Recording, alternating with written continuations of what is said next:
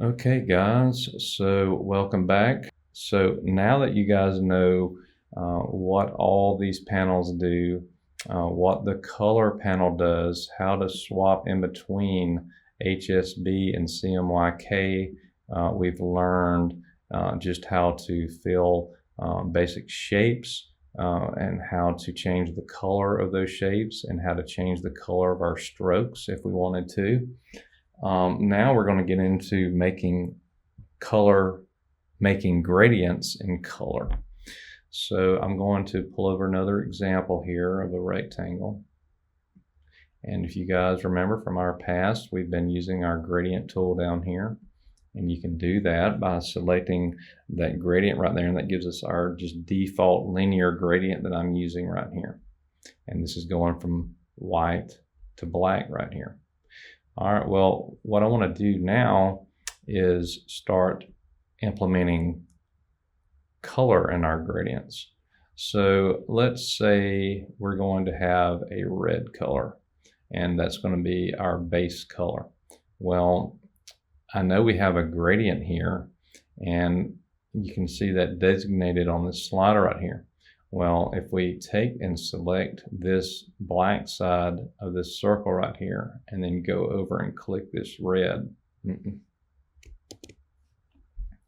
So what I want to do is show you guys how to modify this into a color gradient. So if you take and select this is something I want to show you guys. If you select where your black is right here in your gradient, and you go up here and you click red, it's not actually going to fill just that right there. It's actually just going to make this a solid red again. So I want you guys to be aware of that. All right, so there's one thing you can do to fix that is you can take your red color and you're going to drag it down right here into your gradient of your darkest value and replacing the black with the red. Well, I want you to know that you can also do that here. If you remember, we have our gradient tool. And what this does is it's kind of replicating what you see over here, right? So here you can click and it will just change that one versus filling it. I don't know why Illustrator does that, but if you try to do that here, it's just going to fill the whole entire shape with a solid color. But if you do it with your gradient option selected here in your gradient tool, you can just take that and you can highlight this one circle, and you'll see you can change it to whatever color you want, but this still goes off to white. It doesn't just make this a solid fill like it did when I did that here. So right now I'm going to make this a red color on this side. All right. Okay. Well, if I wanted to go with this look, that's an option. But what I want to do is make this side darker. So I'm going to make this appear more like it's a rounded shape. So I'm going to go to this side of my gradient here, which is white, and I'm going to reselect that red here.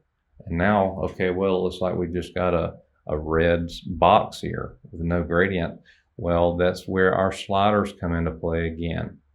And if you feel like you want to do this with your HSB sliders, you can.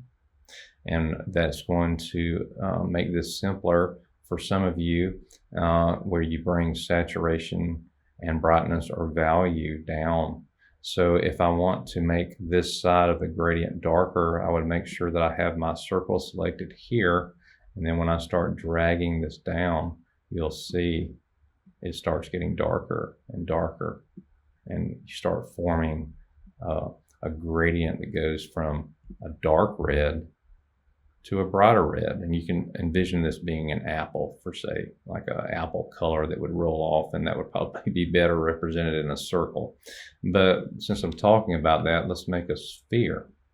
And it kept the gradient in there because it was remembering what I had made here, right? But let's say I want to do another gradient here that would represent more of kind of like, say, just an apple. All right, so we have a red apple, and this is just a solid red fill on this. Okay, if you guys remember, our radial gradient. Now, if we click here, it's going to go back to probably what it did here, which is it went to a black and it went to that red I selected as the highlight, which is fine for now. But if you remember how you adjust a radial gradient is you can move this to make it look more round right here. And you can see my bright highlight color is actually red, but it goes all the way to a black, which I've selected here. All right, again, I can use my HSB sliders to make this more just like a really dark red. Okay, well, you can see here that it's showing green. Well, that's just because this black was mixed, and that's how Illustrator mixed that black right there. But if you change this back to our red color, that would make it look like a flat color. It's the same thing we did over here. You would just bring the brightness down, right, of that. And there you start getting more of your shadow color versus going to a black is going to a darker red, right? And you can see that represented right there. And you can see then how you can then go and adjust like we have in the past. You can adjust where that highlight and how much it comes over and bleeds into this darker color. You can do it until it even turns into basically almost a hard line. If you go across, it will disappear like it did only just then, but you can see you can make that line harder. You can make it softer. And this middle line kind of brings that subtly out. And that just kind of brings that highlight of that red a little bit more subtle out towards that darker without creating such a harsh line. So if you see how that works, this main color slider, you see how hard that line is getting right there? Well, that's why you have this option in this middle node right here to bring that out, and you see how it makes it softer. And then again, you can move that around wherever you want. So if the light was coming from here, maybe the light was coming from down below, you can see how that works. All right, so I'm going to just stay on this sphere here for now, and let's say I want to make that a blue. Well, you can go over here and you click on your highlight circle right here and say I'm just going to make it this blue color right there. Now, wow, that looks really ugly at the moment, but what I want to do is I'm going to do the same thing. I'm just going to pick that same color that I made for my highlight, and I just have to remember that that's going to be my shadow when I bring it down. So you can see as you start bringing that brightness of that blue down, you start seeing a shadow that's more on just a dark blue side. And I'm going to move the slider back to so. And that's how you create a darker version of the blue that you used as your highlight. But that doesn't stop there. You can say if you want your shadow color to have more red in it, well, you can start sliding this over in your actual hue of your colors over here. And you can see what happens there. See? And this is how you change the actual color or the hue right here. And you can see where that shadow then has more purple in it. And then you can take and adjust that where, well, if I wanted it to go brighter, or if I wanted it to go even darker into a violet shadow, right? And you can see the subtleties you can create here. And all this works in tandem.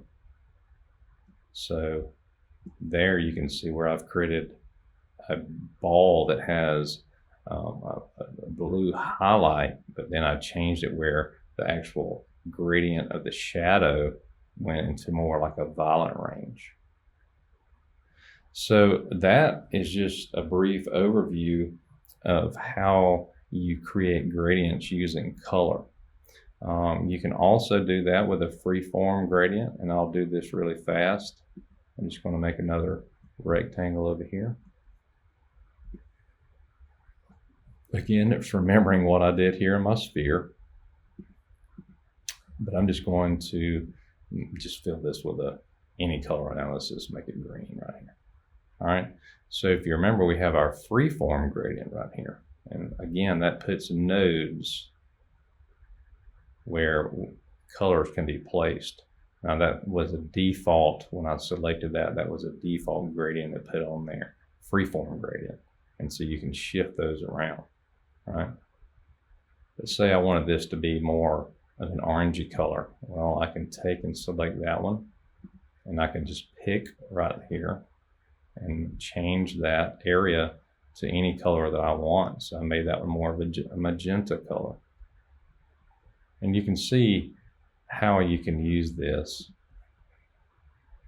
to create different effects when you're using color gradients, and especially with this freeform gradient tool. You can see how all that works. Okay guys, so that's just a brief overview of how you would make colored gradients. So these 3 tutorials, we've covered our mixer panels right here, and where we have our gradient panels, our swatches, and our CMYK or HSB. We've covered just doing basic fills on shapes, like so. We've talked about how to change the color of a stroke, and you would do that like so. And your stroke color can be adjusted just like you did your fill colors. And then we again made some gradients with color. And always remember, when you're adjusting your gradients, you're going to want to be on your gradient tool once you've added a gradient to your shape. And then that's how you then can start adjusting how dark or how saturated you want your shadows to be. Because you could bring your saturation down, and you can see how you can make it this muddy green color that I've done right here by bringing the saturation down. So those are all just examples. So this is what's going to help you guys with your next project. So that being said, let's jump on to the next project.